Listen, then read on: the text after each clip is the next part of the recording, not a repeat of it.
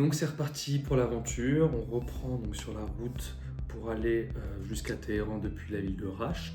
On a pris un petit bus plutôt sympathique. Pour le séjour à Téhéran, j'ai eu de la chance, je me suis un peu appuyé sur Misha, qui sur Couchsurfing a rencontré un monsieur qui a accepté de nous héberger tous les deux, donc super sympa le mec. Il est en colocation avec deux autres garçons tout aussi adorables que lui. Et lui, en fait, il est musicien. Il fait de la guitare, il chante et tout. Mais bon, vu que ça paye pas des masses en Iran, il travaille aussi en tant que vendeur d'œufs. Il vend des œufs. J'ai trouvé ça très marrant. En vrai, je m'y attendais pas du tout. Mais bon, il en faut bien. Donc voilà pour ça. Et quand on est arrivé à Téhéran, en fait, on savait pas trop où aller, on galérait un petit peu. Et on a eu beaucoup de chance parce qu'on a demandé à un monsieur dans le métro à quelle station on devait descendre pour rejoindre notre hôte. Et il nous a pas dit où est-ce qu'on devait descendre. Il a fait mieux que ça. En fait, il nous a accompagnés jusqu'à la porte du monsieur en question, chez qui on allait rester. Et en plus de ça, il nous a proposé très gentiment de nous faire visiter la ville le lendemain, de nous emmener voir quelques musées ou autres. Et il nous a accompagnés pour nous raconter plein de petites anecdotes et plein de petites histoires super sympathiques.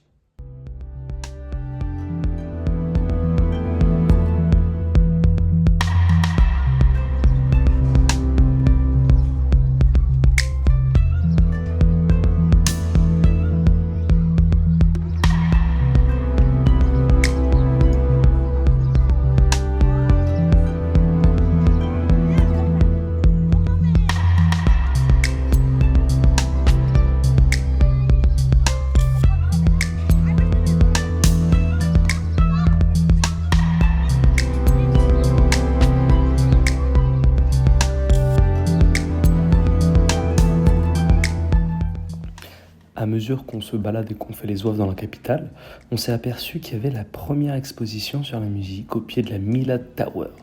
Et vu qu'on aime bien la musique, on s'est dit let's go, ça fera d'une pierre deux coups, on verra la tour et en plus on écoutera de la bonne musique.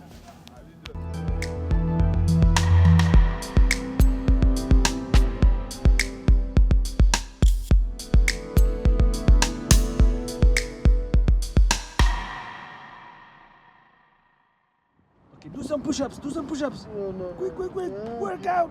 Okay, Work out, relax. dude.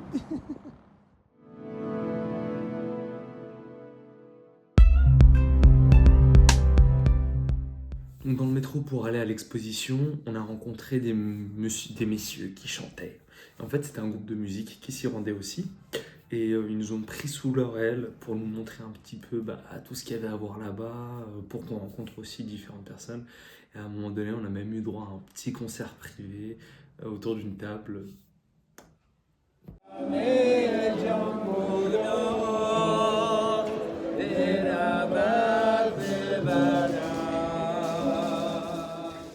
Donc, l'un des colocataires de notre hôte, il travaille dans la tech un petit peu, voilà, il bosse, il a sa petite start-up, il bosse un peu sur l'IA et il nous a proposé d'aller le voir dans son espace de coworking. Et dans cet espace-là, il y a un petit Fab Lab super stylé. On a réussi à s'infiltrer dans le Fab Lab, mais par respect pour les gens et vu que c'est un truc ultra sécurisé, on n'a pas filmé. Non, c'est pas du tout sécurisé, c'est juste que nous on voulait pas trop être intrusif, on va dire.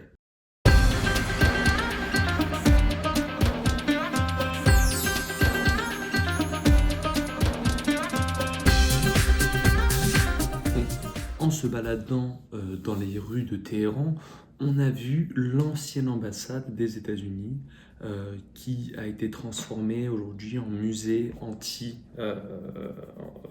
musée de propagande anti-USA bien évidemment, suite à l'affaire d'espionnage qu'il y a eu dans les années 80 au moment de la Révolution. Donc voilà, c'est assez marrant parce que en fait partout autour, tout au niveau de l'enceinte, il y a plein de peintures murales qui font justement la critique des États-Unis avec des trucs super, un petit peu hardcore. Donc voilà, c'était assez surprenant. On n'a pas pu filmer à l'intérieur pour des raisons assez simples de type ils voulaient pas. Et donc voilà, sinon c'était très intéressant. Si vous y allez un jour, je trouve que ça vaut le coup d'œil. Sinon, on a aussi eu l'occasion de voir pas mal de mosquées, des très jolies avec des mosaïques assez incroyables, comme vous pouvez le voir maintenant.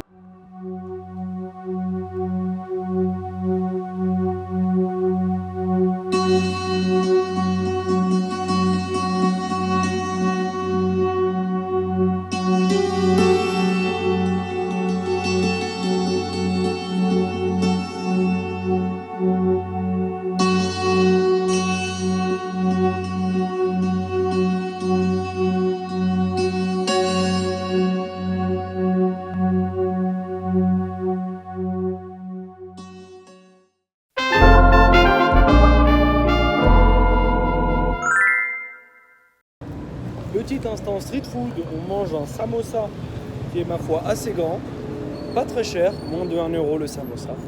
Et c'est plutôt pas mal, bien huileux comme on aime, mais c'est bon.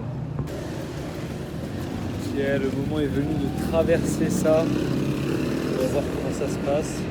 On va, allez, bismillah, hop, tac, tac, ça passe, ça passe, ça passe, ça passe. Ça passe, incroyable. Ouh. Sans forcer les potes, sans forcer.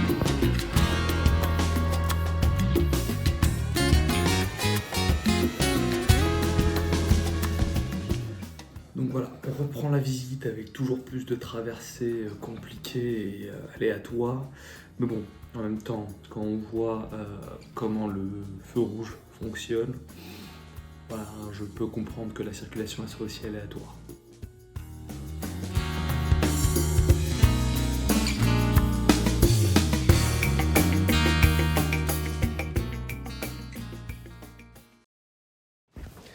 Après 5 jours de balade à Téhéran, on a eu droit à des au revoir qui étaient assez marrants, je trouve, parce qu'ils ont une tradition à laquelle je ne m'attendais pas du tout. After they're leaving, we'll just pour this behind you. I was Yeah. fun, yeah. This is really cute. It's not going on you, it's going behind you. Oh, so nice. So bye bye guys. Take care. Yeah, Thank like you. that. Okay, so you. Bye. Take care. Donc, ouais, j'avoue qu'au départ, j'ai cru qu'ils allaient nous arroser en fait. Mais bon, au final, c'était quand même vachement plus mignon que ce à quoi je m'attendais. Voilà, on s'est donc lancé pour faire du stop, mais comme vous allez voir, c'était très laborieux.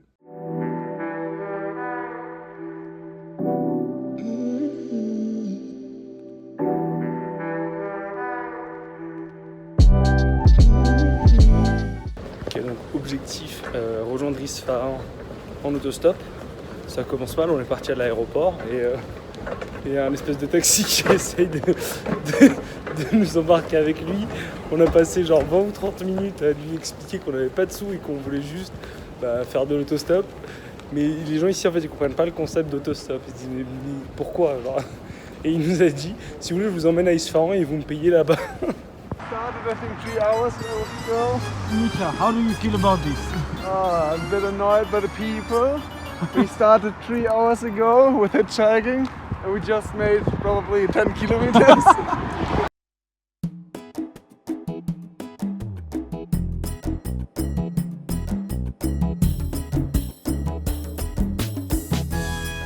On vient de se faire avoir.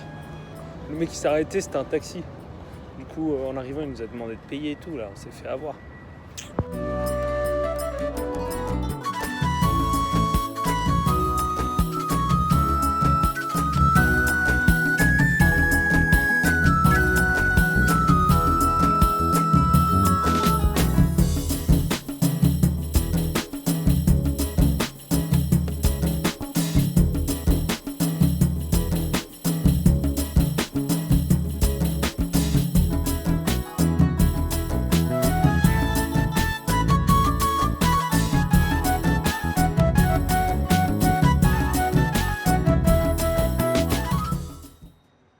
Ok, gros avantage quand on voyage à deux, c'est que déjà il y en a un qui peut faire du stop pendant que l'autre fait autre chose. Et en plus, je peux vous documenter un peu mieux l'expérience du stop. Regardez cet Allemand. Look at the German guy.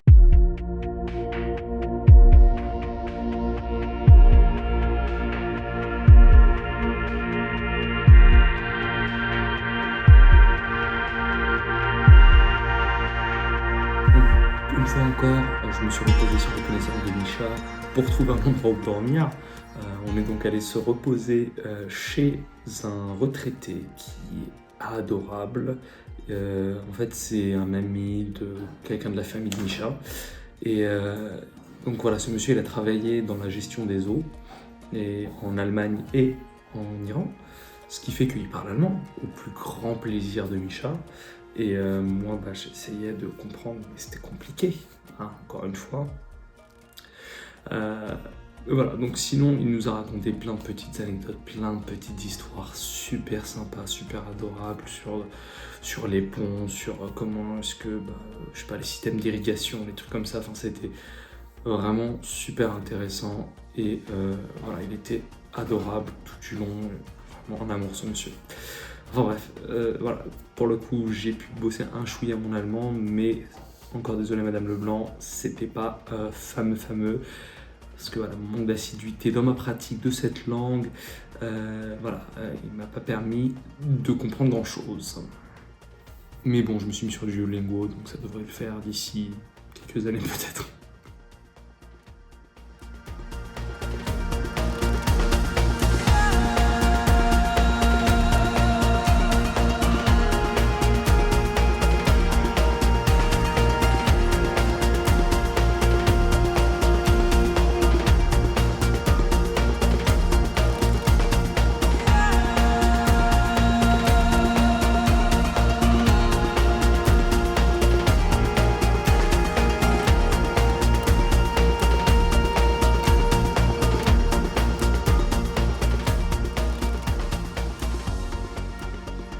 La place Narche Jahan est l'une des plus grandes places du monde avec 160 mètres de large et 560 mètres de long. Construite au XVIIe siècle, il s'agit là du cœur d'Isfahan, avec en son sein un grand bassin d'eau et tout autour plein de boutiques. Mais plus particulièrement, il y a 4 monuments construits sur chaque côté de cette place. On a au nord le Grand Bazar d'Isfahan, au sud la fameuse, la merveilleuse mosquée du Shah, à l'est la non moins jolie mosquée du Sheikh Lotfallah, et à l'ouest le grandiose palais Ali Kapou. Tous ces monuments qui cerclent la place ont été un moyen pour le Shah, pas l'animal, le chef de l'époque, de centraliser les différentes formes de pouvoir en un même endroit, avec le pouvoir religieux pour les mosquées, le pouvoir économique avec le bazar et le pouvoir politique avec son palais. On a aussi visité d'autres palais pendant notre visite à Isfahan et le truc que je trouve exceptionnel, c'est les jeux de miroirs qu'ils utilisent pour faire entrer la lumière du jour et pour illuminer l'intérieur du palais ou des salles. La mosquée du Shah, qui a été renommée mosquée de l'imam depuis la révolution de 1979, a été bâtie entre 1612 et 1630. Donc cette mosquée, elle est composée de 4 iwans, qui sont des salles avec 3 murs au lieu de 4 en gros, de 2 madrasas et de 4 minarets. Tout est super symétrique. Il y a juste un point, c'est que les 2 minarets qui sont situés à l'entrée, ils sont alignés avec le reste de la place Narche Jahan, donc orienté nord-sud. Et le reste de la mosquée, elle est orientée vers la Mecque, donc ça perturbe pas mal, mais bon, ça reste quand même très stylé. L'iwan principal, il est surmonté d'une immense coupole, et en son centre, il y a une dalle noire, où on dit que tout ce qu'on dit est répété 7 fois.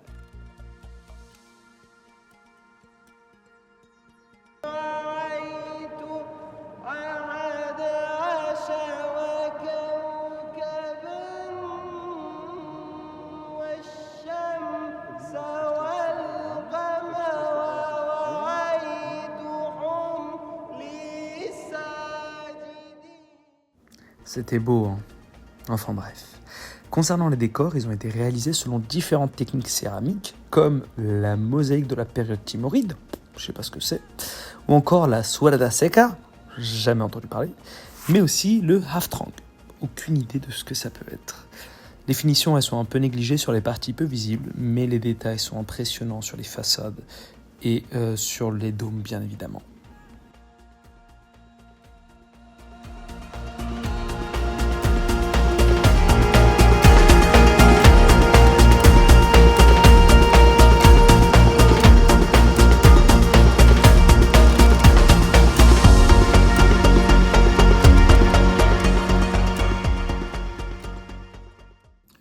Donc voilà le petit récapitulatif du trajet qu'on a effectué dans cette vidéo. Donc partir de Rasht, comment on a fait pour rejoindre Téhéran puis Isfahan.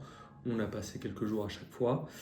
J'espère que cette vidéo vous a plu. Un grand merci encore une fois à Shaymax Omax pour le travail effectué en amont. Je vous souhaite à toutes et à tous une très bonne fin d'année. Là, c'est bientôt fini l'école, donc profitez, le soleil arrive, c'est la fiesta boum boum. Et je vous dis à très bientôt, vous manquez fort, des gros bisous, ciao.